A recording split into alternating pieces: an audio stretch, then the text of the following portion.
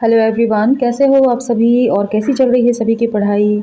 आज का हमारा टॉपिक है दहेज प्रतिषेध अधिनियम 1961, जिसको आज हम पढ़ने वाले हैं और हम पूरी कोशिश करेंगे इसको ट्रिक से याद करें ताकि हमेशा याद बना रहे। ठीक है, तो देखो, हमने उद्देश्य देखेंगे सबसे पहले कि दहेज का लेना या देना प्रतिषिद्ध करने के लिए अधिनियम। इसका उद्देश्य क्या है? दहेज को लेना या देना, प्रतिषेध मतलब रोकने के लिए यह अधिनियम आया है। राष्ट्रपति की मंजूरी इसको कब मिली है? 20 मई 1961 को, 20 मई में। ठीक है, 20 मई में 1961 को, 20 में। ठीक है, इसको ऐसे याद रख लो कि 20 मई 2020 में क्या हुआ था, हमारे यहाँ पे क्या हुआ था, कोरोना आया हुआ था, जिसके कारण लॉकडाउन लगा था। और लॉकडाउन लगने के कारण क्या हुआ था, 20 में शादी नहीं रुकी थी, मतलब शादियाँ हो नहीं रही थी। अब हो नहीं रही थी शादियाँ, तो क्या हो रहा था, दहेज का लेन देन भी नहीं हो रहा था, है ना। तो राष्ट्रपति ने क्या करा कि बोला कि जिसको दहेज मतलब नहीं लेना देना है, नहीं लेना देना है दहेज, तो 20 में शादी कर लो। 20 में चुपचाप से 2 जन को बुला के चुपचाप से शादी कर लो, तामझाम मत करो। तामझाम करोगे तो दहेज देना देना पड़ेगा, क्योंकि सोसाइटी को दिखाना पड़ता है। लेकिन अब 20 में क्या हो रहा है, सन 2020 में वही लॉकडाउन है, तो दोनों वर वधू पक्ष आओ, चुपचाप शादी करो और चले जाओ, ना कोई देखेगा, ना तुम्हारी शान शौकत की बात आएगी। तो 20 में क्या कहा राष्ट्रपति ने कि गुपचुप शादी करो, ना दहेज लो ना दहेज दो। ठीक है, ऐसे याद कर लेना। इसके बाद हम देखेंगे लागू कब हुआ है ये, तो 1 जुलाई 1961 में इसको लागू किया गया है, 1 जुलाई को। ठीक है, 1 जुलाई को इसको लागू किया गया है। ठीक है, इसके बाद धाराएं कितनी हैं इसमें? 10 धाराएं हैं। कितनी हैं? 10 धाराएं हैं इसमें, 10। ठीक है, 10 धाराएं। और धाराओं से कैसे याद रखोगे कि धरा धरा मतलब धरोहर होती है ना, धरोहर, है ना। धरोहर होती है कि नहीं होती? तो धरोहर को बोलते हैं ना हमारी धरा, यहाँ धरा को भूमि भी कहा जाता है, भूमि कहते हैं ना, धरोहर को धारा या धरा, धरा समझ लो, है ना। तो उसमें क्या होती है, एक जो वधू होती है वो 10 धरोहर के बराबर होती है ना, 10 धरोहर के बराबर। भाई अब वधू तुम, हम अपनी लड़की आपको दे रहे हैं तो 10 धरोहर के बराबर तो हम आपको दे ही रहे हैं, तो दहेज ऊपर से चाहिए। तो इसमें क्या है, 10 धारा यानी 10 धरोहर के बराबर हमारा दहेज होता है। तो मतलब 10 धरोहर के बराबर हमारी एक कन्या होती है, 10 दहेज के बराबर। ठीक है, तो ऐसे इसको याद कर लेना कि 10 धाराएं हैं। ठीक है, नेक्स्ट देखेंगे हम। अब क्या है इसमें, धारा 1 में क्या दिया हुआ, संक्षिप्त नाम और विस्तार। ये तो हर एक्ट में होता है कि नाम, विस्तार और प्रारंभिक कब से कब तक है, ये धारा 1 में होता है। और धारा 2 में हमेशा ही क्या होता है, दहेज की परिभाषा होती, किसी भी एक्ट की परिभाषा होती, दहेज अकेले की नहीं, किसी भी एक्ट की। और धारा 3 में क्या होता है, दहेज लेने व देने पर, दहेज लेने व देने पर शास्ति, शास्ति यानी रुकावट यानी मनाही किसी भी चीज़ की या अपराध। ठीक है, ये क्या होगा आपका धारा 3 में। लाइन से याद कर लेना, पहले उन्होंने क्या करा, नाम दिया, फिर परिभाषा दी, फिर क्या दिया आपको, दहेज लेने देने की मना करी, है ना। अब लेने देने के बाद धारा 4 में मांगने पर भी मना कर दिया, अब तो मांगो भी मत, हटो अलग, न लेना न देना, और चौथे में तुमको मांगना ही नहीं है ना। अब इसके बाद धारा 4A में क्या बोल दिया कि आपको विज्ञापन पर निषेध, विज्ञापन भी नहीं देना, आप ऐड नहीं लगा सकते कि हम बेटी से शादी कर लो, हम बंगला नाम कर देंगे, गाड़ी नाम कर देंगे, ये ऐड आप नहीं लगा सकते, वो धारा 4 में है। लाइन से कर लेना, अलग से याद करने की जरूरत नहीं, पूरे सीक्वेंस में तो दी है। 1 में क्या है आपका विस्तार, दूसरे में परिभाषा, तीसरे में लेन देन की मनाही, चौथे में आपकी मांगने की मनाही, है ना। और इसके बाद 4A में क्या दिया है, आपके विज्ञापन पर रोक दी है। अब 5वें में देखो, 5वें में क्या है, दहेज लेने या देने के लिए करार शून्य होगा। करार शून्य से मतलब है इसको शून्य है, इसमें कोई ये मतलब ये नहीं है कि थोड़ा सा ले लें या थोड़ा सा दे लें, बिल्कुल करार शून्य है, यानी आपको 1 रुपये भी नहीं मांगना है। कोई लिमिटेशन नहीं है कि ये हम 10,000 से कम मांगेंगे तो मतलब जायज़ है, ऐसा कुछ नहीं है, बिल्कुल ज़ीरो, शून्य करार है। आप 0 रुपये मतलब 1 रुपये भी आप नहीं ले सकते किसी से दहेज के नाम पर। वैसे जो चलता है ना अपने यहाँ पे विदाई वगैरह, ये थोड़ा बहुत चल जाएगा, लेकिन दहेज के नाम पे 1 रुपये भी मान्य नहीं है, बिल्कुल शून्य करार है। ठीक है, ऐसे याद कर लो कि 5 रुपये भी नहीं ले सकते, मतलब दहेज के नाम पे 5 रुपये भी, यानी 5वीं धारा। ठीक है, 5 रुपये भी आप नहीं ले सकते, एकदम शून्य करार है, ऐसे याद कर लेना। इसके बाद दहेज के पत्नी या उसके वारिसों के फ़ायदे के लिए होना, दहेज है ना, दहेज अगर लेन देन हो रहा है, मान लो उपहार भी हो रहा है, वैसे तो शून्य है, लेकिन अगर उपहार स्वेच्छा से भी कोई दे रहा है तो उस पर किसका अधिकार है, या तो दहेज पर वो लड़की का यानी पति की पत्नी का, या उसके वारिसों को फ़ायदा यानी उसके बच्चों का, बस बच्चे पत्नी और बच्चे के लिए है वो, अगर उपहार उसको मायके से मिलता है तो। ये किस में वर्णित है, धारा 6 में। ठीक है, धारा 6 क्या बोलती है कि पत्नी या उसके बच्चों के लिए है दहेज। आप सोचो कि हमको गाड़ी मिली तो हम ही चलाएंगे, बिल्कुल अधिकार तुम चला वाले रहे हो, लेकिन अधिकार किसका है, पत्नी का। अगर वो मना कर देगी आप गाड़ी पर नहीं बैठोगे तो आपकी बस की नहीं कि आप बैठ सकोगे, उसका स्त्री धन है, उसको मिली है, आप तो बस चलाने के लिए हो, ड्राइवर, एज अ ड्राइवर। ठीक है, बाकी है उसी की।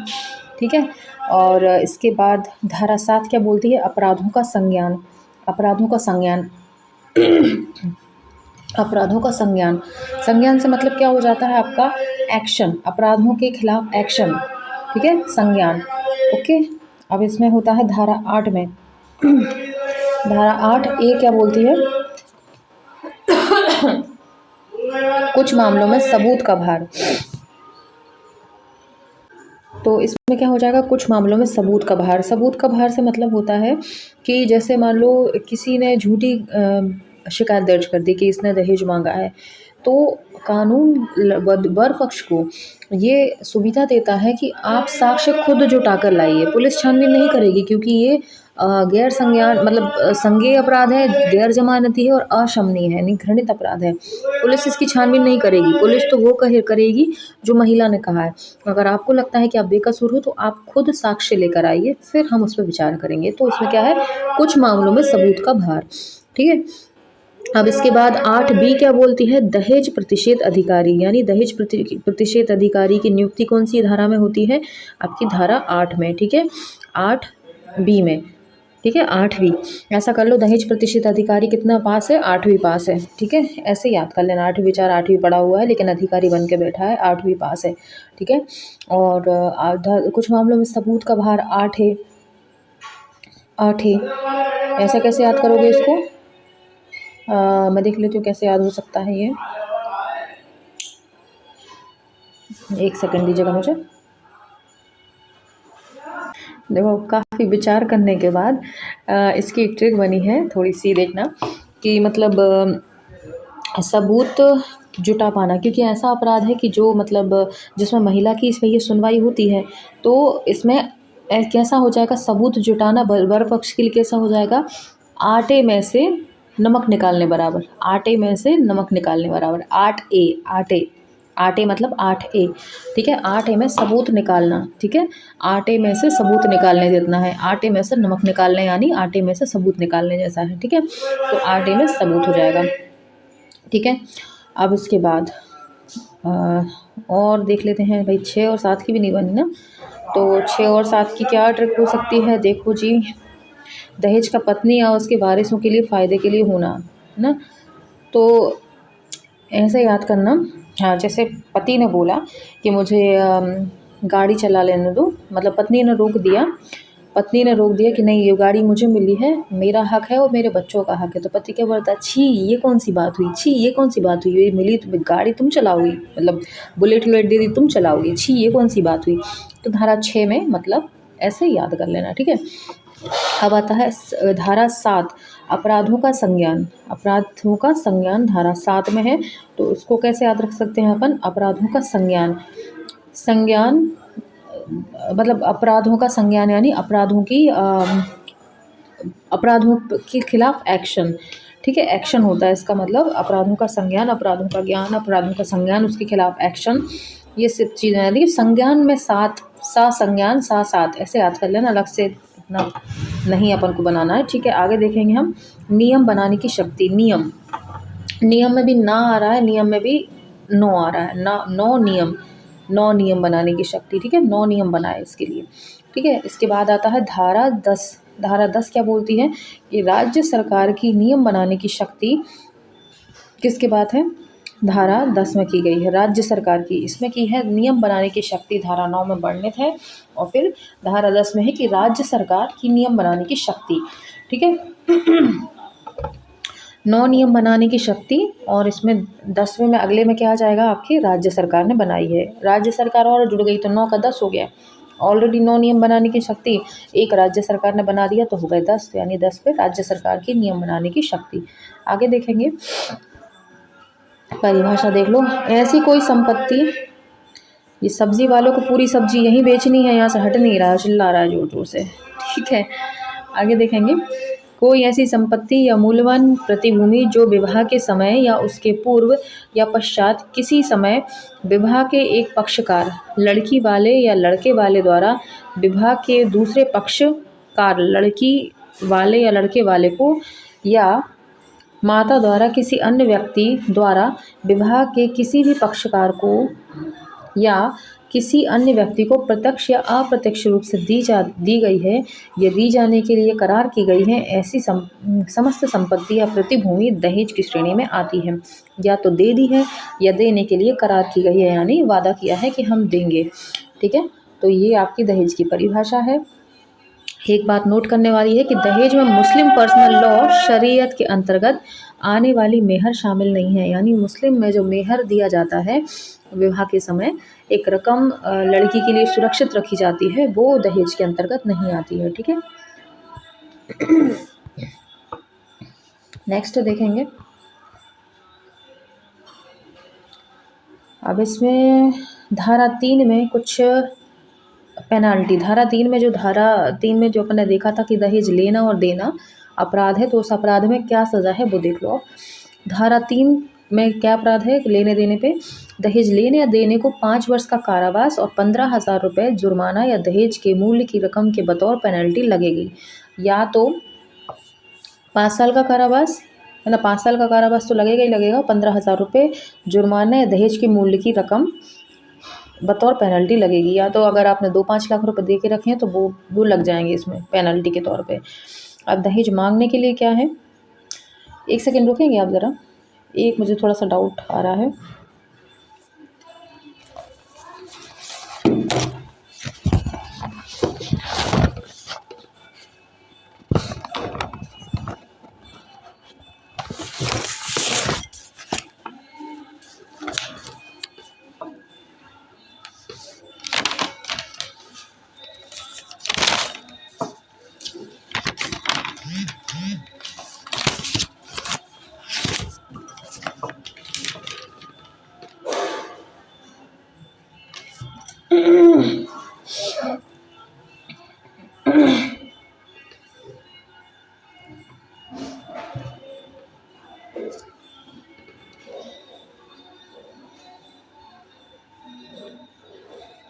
नहीं, सही है, सब ठीक है। मुझे लग रहा था कि कहीं इसमें 2 साल का तो नहीं है, मुझे थोड़ा सा लग रहा था, लेकिन ठीक है, बिल्कुल सही है। इसमें दहेज लेने या देने को 5 वर्ष का कारावास, ठीक है, 5 वर्ष का कारावास और 15,000 रुपये जुर्माना दहेज के मूल्य के बराबर रकम की पेनल्टी के तौर पर लगेगी।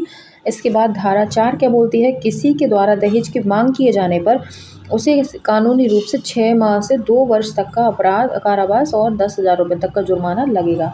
अगर किसी ने मांग भर लिया, तय कह दिया, दहेज लड़की वाले देखने आए, लड़के वाले, उनने कह दिया हमें 10 लाख रुपये चाहिए तब हम शादी करेंगे, तो इतने में ही उनको कितनी सज़ा मिल जाएगी, 6 से 2 वर्ष तक की सज़ा और 10,000 रुपये तक का जुर्माना होगा, ठीक है। इसके बाद आती है धारा 4A जो कि विज्ञापन पर निषेध है। तो कोई व्यक्ति पुत्र पुत्री के विवाह के लिए समाचार पत्र, मैगजीन आदि में संपत्ति या धन कारोबार की हिस्सेदारी देने संबंधी विज्ञापन नहीं दे सकता। यह धारा इस तरह के किसी भी कृत्य को प्रतिबंधित करती है, ठीक है। इसके बाद विज्ञापन के उदाहरण, बेटे से शादी करने वाली लड़की को कारोबार में 50% हिस्सेदारी दूंगा, ऐसा विज्ञापन अखबार या मैगजीन में नहीं दिया जा सकता, ठीक है, ये दिया हुआ है, ठीक है। इसमें 4A में आपका 4A में क्या है, मतलब गैर कानूनी है एडवर्टाइजमेंट करना।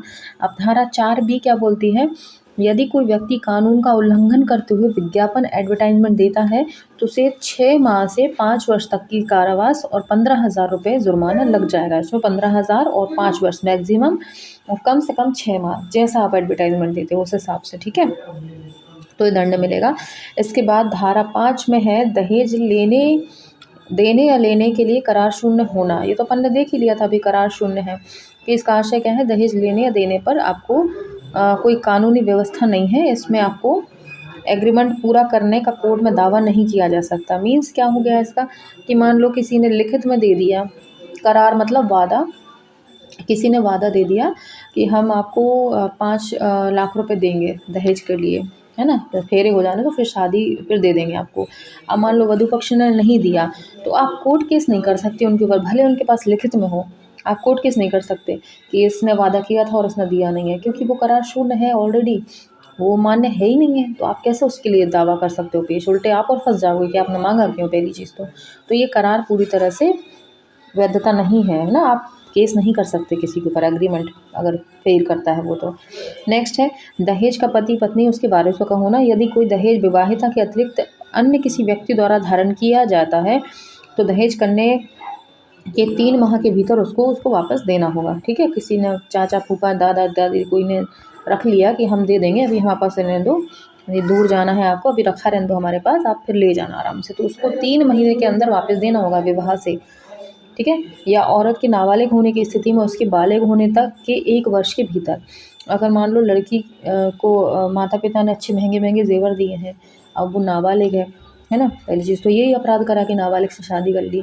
दूसरा क्या है, अगर लड़की नाबालिग है और वो जिम्मेदारी उठाने के लिए नहीं है इतने कॉस्टली चीज़ों को, उसकी सास ने रख लिया मान लो कि हम दे देंगे बाद में जब ये बालिग हो जाएंगे, तो उसको 1 साल के भीतर देना होगा। जैसे ही वो बालिग होती है सास को देना होगा, ये तुम्हारे जेवर हैं, तुम्हारे माता पिता ने दिए थे, रख लो। अगर वो 1 साल के अंदर नहीं देती है तो उस पर केस हो सकता है। ठीक है, नेक्स्ट, ठीक है, इसमें क्या है, यदि महिला की मृत्यु हो गई है तो संतान नहीं है तो अभिभावक को दहेज अंतरण किया जाएगा, और यदि संतान है तो संतान को अंतरण किया जाएगा। या ठीक है, महिला की अगर मृत्यु हो गई तो या तो उसके बच्चों को दी जाएगी, नहीं तो उसके माता पिता को दे दी जाएगी, लेकिन पति या ससुराल वालों पे उसका कोई अधिकार नहीं है। लेकिन ऐसा होता नहीं है जनरली, महिला की डेथ हो गई तो बढ़िया पहला दहेज भी रखेंगे ससुराल वाले, और दूसरी जो शादी करके लाएंगे उसका भी बाकायदा यूज़ करेंगे। ये है अपने यहाँ, क्योंकि कोई एक्शन लेने वाला नहीं है अपने यहाँ पे। ठीक है, अब आता है धारा 7, अपराधों का संज्ञान। महानगर मजिस्ट्रेट या प्रथम वर्ग न्यायिक मजिस्ट्रेट, यह धारा बताती है कि दहेज संबंधी शिकायतों में सुनवाई या ट्रायल किस स्तर पर कोर्ट में चलेगा, किस लेवल पे चलेगा, यह धारा 7 बताती है। ठीक है, किस लेवल का है और किस लेवल का चलेगा उसमें सुनवाई। ठीक है, अपराधों का संज्ञान, अपराधों का एक्शन अपन ने पढ़ा था ना अभी। ठीक है, अब 8A क्या कहता है, कुछ मामलों में सबूत का भार। इस धारा में प्रावधान है कि अधिनियम के तहत संज्ञान अपराध संज्ञेय और गैर जमानती है, जिसका अर्थ है कि आरोपी को अदालत के आदेश के अलावा जमानत पर रिहा नहीं किया जा सकता। इसके अतिरिक्त ऐसे अपराध गैर शमन योग्य भी हैं, जिसका अर्थ है कि शिकायतकर्ता द्वारा शिकायत वापस नहीं ली जा सकती, शिकायत द्वारा शिकायत वापस नहीं ली जा सकती। मान लो तुमने कर दी शिकायत कि मेरे मुझसे दहेज मांगा है, अब आपकी सुलह हो गई आपस में, आप सोचो कि नहीं नहीं, इन्हें नहीं मांगा था, मैंने तो ऐसे ही कह दिया था, तो ये नहीं हो सकता। आपने कहा है, दहेज की बाकायदा रिपोर्ट दायर हुई है, तो अब एक्शन होगा, ये खेल नहीं है, इसमें ये है। ठीक है, और इसमें पुरुष को ही अपनी क्या करना पड़ेगी, सबूत जुटाकर उसको, मतलब अगर उसको रफा दफा करवाना है मामला तो उसको सबूत पेश करने हो कि मैंने नहीं मांगा। शिकायत करता लेकिन शिकायत वापस नहीं ले सकता, इसमें ये है। ठीक है, 8वीं हमने देखा था कि 8वीं पास कौन है, दहेज प्रतिषेध अधिकारी, उसकी नियुक्ति होती है 8वीं के तहत। अब 8B3 में क्या बात है, राज्य सरकार दहेज प्रतिषेध अधिकारी को पुलिस अधिकारी की शक्तियां प्रदान करती है।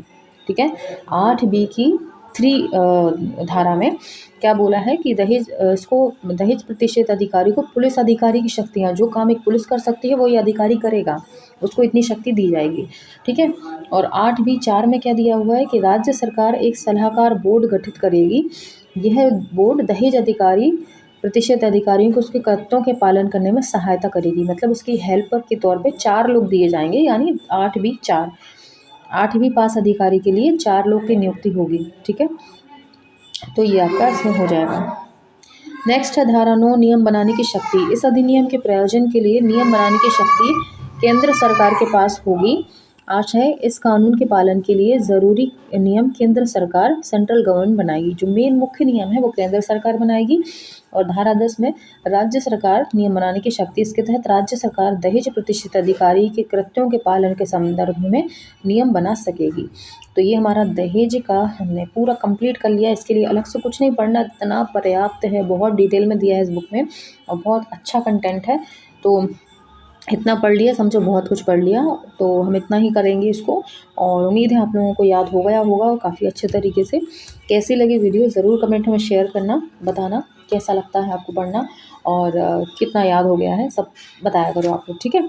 तो वीडियो को लाइक भी कर देना, शेयर कर देना, कमेंट कर देना, ठीक है। और सब्सक्राइब कर ही लिया होगा, कहने की ज़रूरत ही नहीं है, ठीक है। अगली वीडियो में मिलेंगे आपसे, तब तक के लिए बाय।